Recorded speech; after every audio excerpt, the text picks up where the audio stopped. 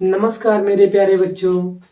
आज की वीडियो में हम लोग पढ़ने वाले हैं एक दो चर वाले रैखिक समीकरण से सवाल चल रहे हैं, अभ्यास प्रश्नावली के कुछ सवाल।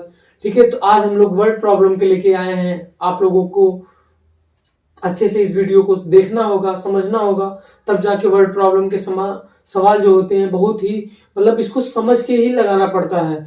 बहुत से बच्चों की ये कहना होता है कि सर ये वर्ड प्रॉब्लम वाले सवाल जो होते हैं हमारे समझ में नहीं आता, इसको कैसे बनाया जाता। तो ये सब जो दूरियां हैं, इन सब कठिनाइयों को हम दूर करने के लिए ये वीडियो बना रहे हैं। तो आप लोगों को ठीक है बेहतर से बेहतर समझ में आएगा। बस आप लोग शुरू से आखिरी तक इस वीडियो को देखते रहिए। तो चलिए स्टार्ट करते हैं अपने इस वीडियो को।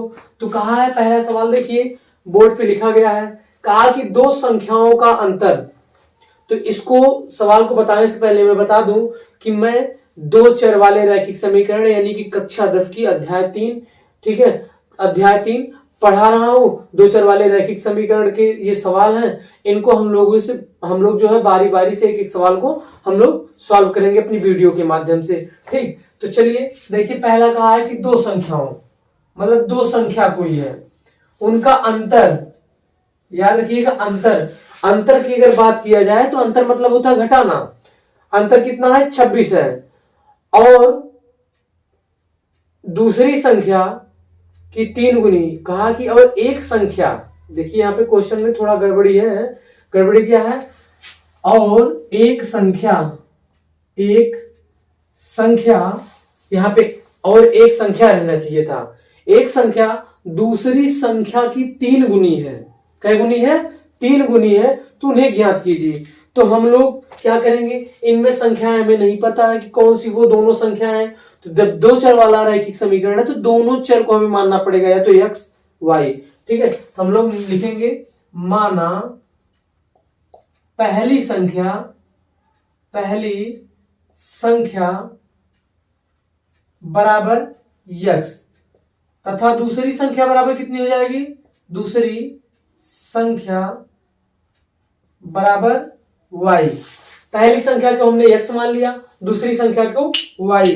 ठीक है, बार बार कैप गिर जाता है, हर वीडियो में गिर जाता है कैप, क्या बात है। ठीक है, अब देखिए ध्यान से, प्रश्नानुसार क्या समझेंगे? प्रश्नानुसार यानी कि क्वेश्चन के अकॉर्डिंग क्या कहा है? प्रश्नानुसार ये कहा है क्वेश्चन के अकॉर्डिंग, कहा कि दो संख्याओं का अंतर। तो देखिए दोनों संख्याएं हमने मान लिया, इन दोनों संख्याओं का अंतर यानी कि x माइनस y बराबर हो जाएगा 2, 26।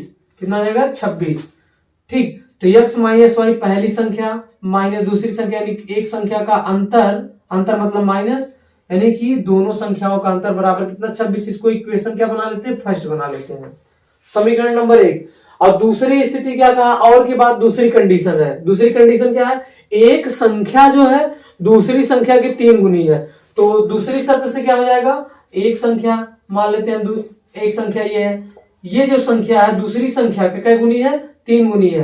तो y ये हो गई दूसरी संख्या। कह रहे हैं कि जो पहली संख्या है, एक संख्या जो है वो दूसरी की संख्या का 3 गुनी ये वाली है। तो 3 गुना हमें इसमें करना पड़ेगा, तभी तो ये बराबर वाली कंडीशन पूरी होगी। तो 3 गुना, तो ये हो जाएगा समीकरण नंबर, इसको बना लीजिए 2। तो समीकरण 1 का मान आप 2 में प्रतिस्थापित कर दीजिए। अगर विलोपन से लगाना होगा तो इसको पक्षांतर कर लेंगे, बराबर 0 में आ जाएगा, यानी कि x माइनस 3y बराबर 0।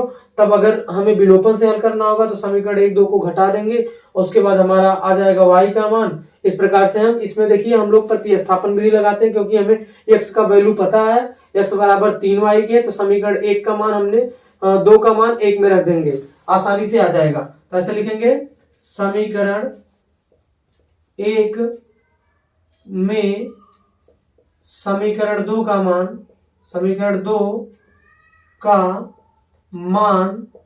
रखने पर, समीकरण 2 में रख देंगे तो x माइनस y बराबर में 26 है। x बराबर समीकरण 1 का मान 1 में 2 का मान रखने पर, 2 का मान कितना हो जाएगा? x की जगह पे 3y, यहां हो जाएगा 3y माइनस y बराबर में 26। ठीक है, तो ये हो जाएगा 3y में से 1y घट जाएगा तो आ जाएगा 2y, अब बराबर में 26। तो y बराबर कितना आ जाएगा? 13। y बराबर कितना आ जाएगा 13, 2 1 2, यहाँ आ गया 13। ठीक, इस प्रकार से ये जो है हमारा y का मान आ गया। तो हम दूसरी मतलब यहाँ y बराबर समीकरण 1 में रख दीजिए, चाहे 2 में रखोगे बहुत आसानी से आ जाएगा। ऐसे लिखोगे y बराबर 13 समीकरण 2 में रखने पर तो y बराबर कितना हो गया है 13। समीकरण 2 क्या लिखा गया है, x बराबर 3y। ठीक, x बराबर 3y, y के जगह पे क्या रखना है 13, y की जगह पे क्या रखना है 13, तो रख देंगे ये हो गया x बराबर में 3 गुणे 13, तो ये हो जाएगा 13 तिया 39। कितना आ जाएगा 13 तिया 39, x बराबर 39। अब थोड़ा उत्तर की जांच कर लिया जाए। अगर हम लोग x माइनस यानी कि इस 39 संख्या में से अगर 13 घटाते हैं तो 26 आना चाहिए। तो क्या कर दिया जाए, 39 में से 13 घटा दिया जाए। तो उत्तर की जांच थोड़ा कर लेंगे हम लोग। उत्तर की जांच खुद से कर लेंगे। उत्तर की जांच क्या जाएगा, पहली संख्या मतलब एक संख्या में से दूसरी संख्या घटा दिया जाए। ठीक है, तो 26 आना चाहिए। तो 6 में से 9 में से 3 जाएगा, कितना आएगा 6, और उसके बाद 3 में से 1 जाएगा तो आ जाएगा 2, आ गया, उत्तर सही है। तो इस प्रकार से हम लोगों का ये पहला सवाल जो था वर्ड प्रॉब्लम का बहुत ही आसान सवाल था। पहले हम धीरे धीरे आसान सवाल को बताएंगे आप सभी लोगों को, उसके बाद धीरे धीरे से जो एक्सरसाइज के हमारे कठिन सवाल होंगे उन सारे सवालों को बताया जाएगा वीडियो के माध्यम से, मतलब धीरे धीरे करके। ठीक है, तो पहला सवाल बहुत ही आसान था, बहुत ही अच्छा सवाल था। इसको 2 चर से लगाना था, हम लोग 1 चर से भी लगा सकते हैं। अगर 2 चर से नहीं लगाना होता तो हम लोग x y नहीं मानते, एक केवल x मान लेते, उसके बाद आसानी से आ जाता। ठीक है, तो आप लोग इस सवाल का स्क्रीनशॉट ले लीजिए। इसके बाद हम बताते हैं नेक्स्ट सवाल अगला।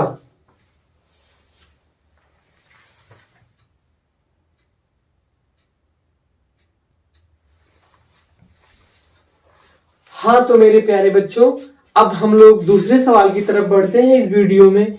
पहला सवाल तो हम लोगों ने कंप्लीट कर लिया। अब दूसरा सवाल देखिए ध्यान से, क्वेश्चन को पढ़ा जाए।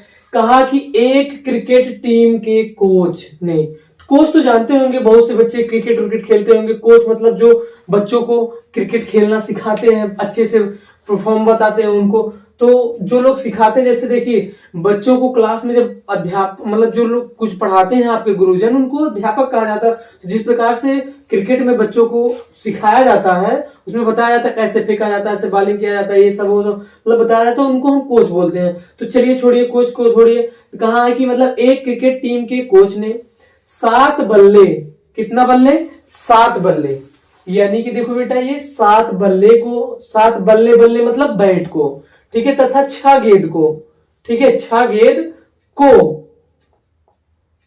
3,800 रुपए में खरीदी। मतलब एक क्रिकेट के जो कोच थे उन्होंने 7 बल्ले तथा 6 गेंद को 3,800 रुपए में खरीद लिया। ठीक है, बाद में उसने या उन्होंने, ठीक है, 3 बल्ले को, कितने के 3 बल्ले तथा 5 गेंद को कितने रुपए में, को कितने रुपए में 1700 यानी कि 1,750 रुपए में खरीदी। तो प्रत्येक बल्ले तथा प्रत्येक गेंद के मूल्य को ज्ञात कीजिए। तो ये वाला जो सवाल है बहुत ही इंटरेस्टिंग सवाल है, ये इंपॉर्टेंट भी है परीक्षा की दृष्टि से। इस सवाल को हम लोग बहुत अच्छे से पढ़ लिए। अब उसके बाद अब धीरे से लगाएंगे। ठीक है, अब क्या करेंगे, धीरे धीरे इस सवाल को लगाया जाएगा। अब इस सवाल को लगाने के लिए हम लोग क्या करेंगे, माना एक बल्ले का मूल्य बराबर क्या मान लेंगे, क्या रुपया, x रुपया। इसी प्रकार से हम एक गेंद का मूल्य बराबर क्या मान लेंगे, y रुपया। 2 चर से लगाना बेटा, तो x और y हमें मानना ही मानना पड़ेगा। हम चलो मान लेते हैं कि चलो भाई जो कोच साहब थे वो एक बल्ले को x रुपए में खरीद लिया और एक बॉल को क्या रुपए में, y रुपए में खरीद लिया। तो इस प्रकार से उन्होंने, जैसे हम कह रहे हैं कि ये मार्कर 1 है, 20 रुपए का मार्कर है, हमने 3 मार्कर खरीदा।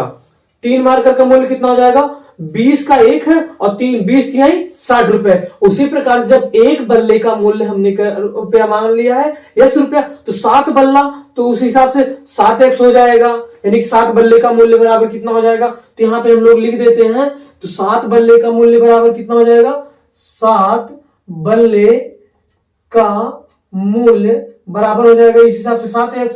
और उसके बाद 6 गेंद का मूल्य बराबर कितना हो जाएगा, 6y रुपया।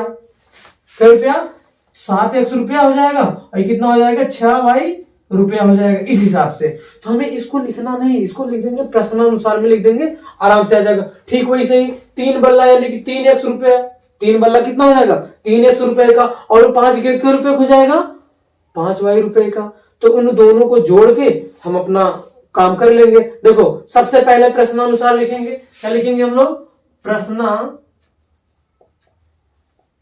अकॉर्डिंग टू द क्वेश्चन आप लिख सकते हैं प्रश्नानुसार।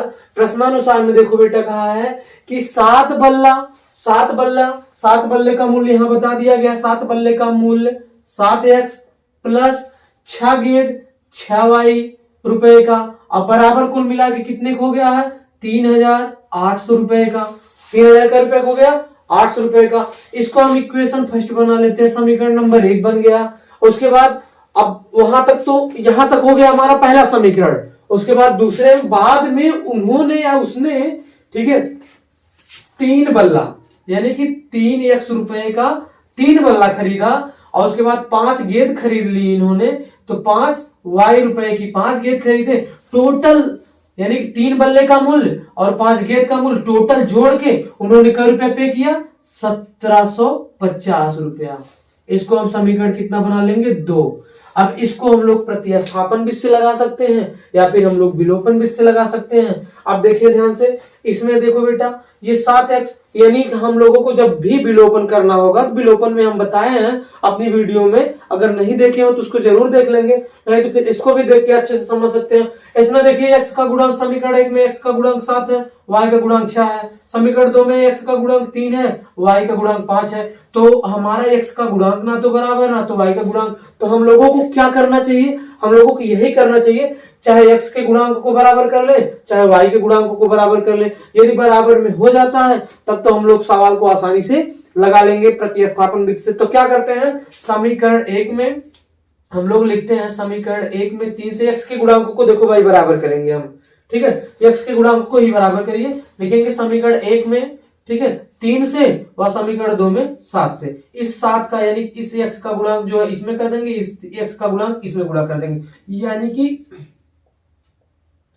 समीकरण 1 में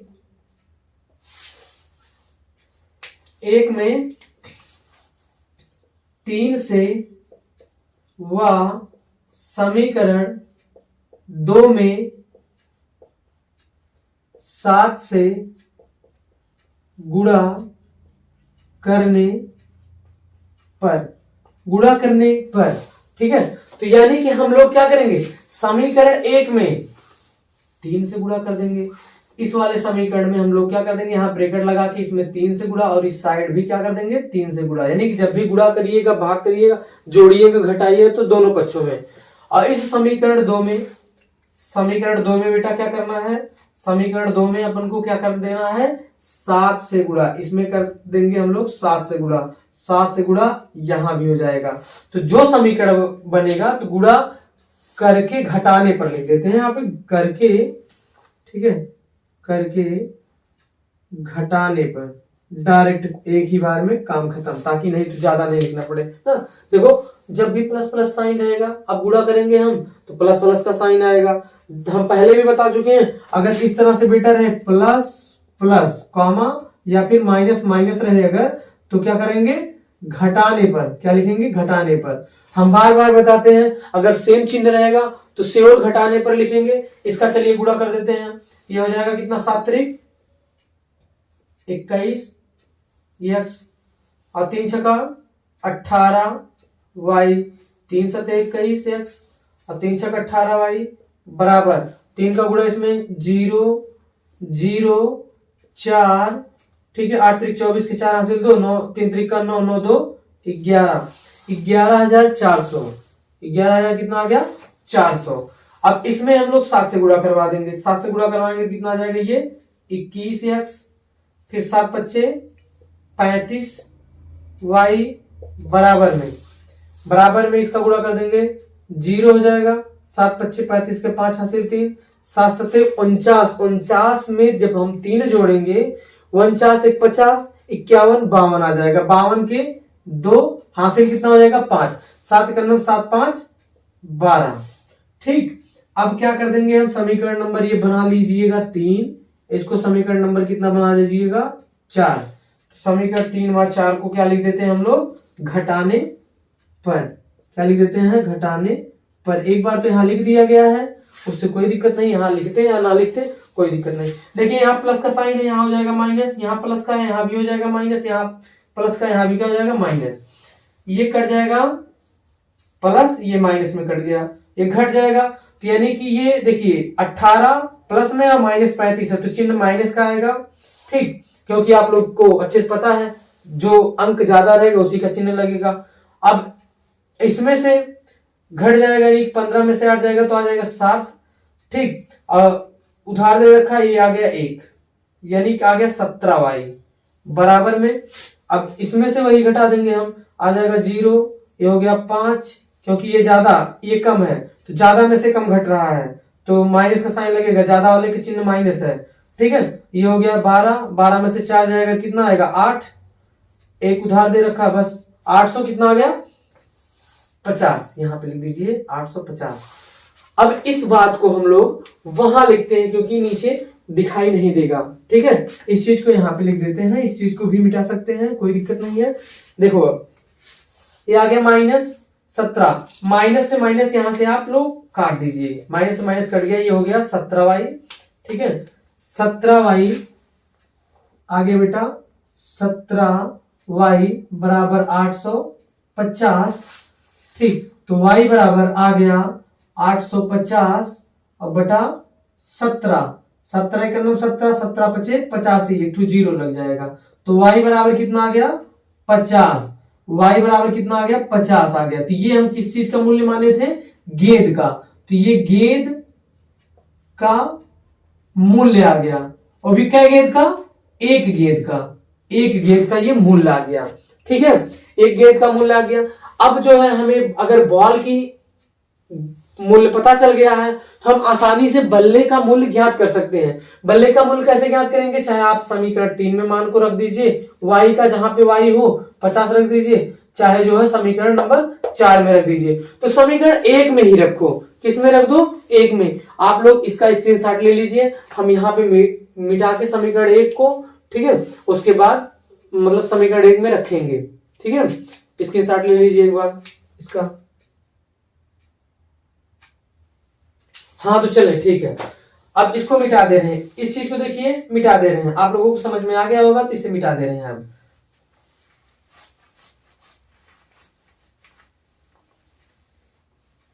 ये रहा समीकरण 1। समीकरण 1 में हम लोगों ने एक काम एक्स्ट्रा किया था, क्या किया था, 3 से गुणा किया था। 3 से गुणा जो किया गया था उसे आप लोग मिटा दीजिए ताकि समीकरण 1 एक्यूरेट आ जाए। बस ये था हमारा समीकरण नंबर 1 जो शुरुआत में हम लोग लिखे थे। अगर आप लोगों को क्लियर नहीं हुआ हमें थोड़ा पीछे कर लीजिएगा, आसानी से समझ में आएगा समीकरण 1 कैसे बना था। क्योंकि देखो 7 बल्ले तथा 6 गेंद, 7 बल्ला का मूल्य प्लस 6 गेंद का मूल्य बराबर 3800 रुपए। ठीक है, तो गेंद का मूल्य बेटा है आया 50 रुपया, तो y की जगह पे क्या रखेंगे, y बराबर 50 समीकरण 1 में रखने पर।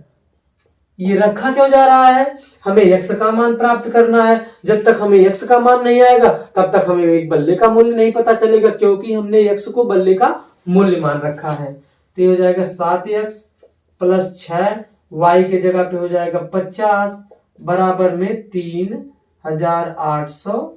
ठीक, तो 7x बराबर 6 पंचे 30, 300 हो गया, उधर में ले जाइए आप, उधर में ले जाएंगे तो 3800 में से 6 पंचे 30, 300 हो गया था। ये 300 प्लस में उधर जाएगा तो हो जाएगा माइनस में 300, तो 7x बराबर में आ जाएगा ये 3500, यानी 3800 में से 300 चला जाएगा 3500। अरे तुम्हारे पास 3800 रुपया बा तो 300 रुपया मैं दे देगा, तो कई रुपया बची 3500। तो 3500 x बराबर कितना आ जाए 3500 बटा 7।